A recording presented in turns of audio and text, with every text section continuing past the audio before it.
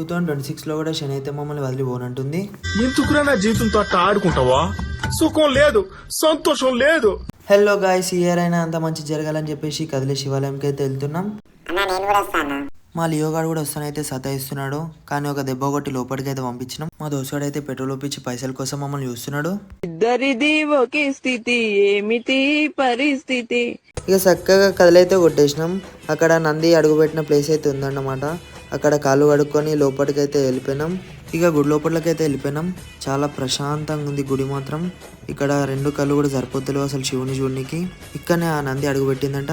అక్కడ దర్శనం అయితే చేసుకొని బయటకు అయితే వచ్చేసినాం. ఇంకొంచెం లోపలికి వెళ్తే మెయిన్ ద్వారం అయితే ఉంటుంది. ఇక లోపలికి అయితే వెళ్ళిపోయినాక రష్ అయితే చాలా ఉందన్నమాట. ఇక్కడ లైన్ చూసిన తర్వాత మావాడైతే స్కిప్ అయి ముందుకైతే వెళ్ళిపోయిండు, కానీ ఆంటీ నొక్కేసింది. లైన్ లో నిల్చొని అయితే దర్శనం అయితే కంప్లీట్ చేసుకున్నాం, కానీ మా ఫ్లాష్ మ్యాన్ కూడా కనిపిస్తలేడు.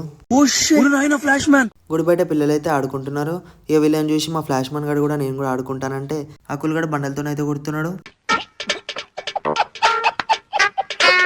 ఇక చిన్నగా పిల్లలకైతే హ్యాపీ న్యూ ఇయర్ చెప్పేసి అయితే ఇంటికైతే స్టార్ట్ అయినాం. ఈ రోజు నాది ఇంతే, బాయ్.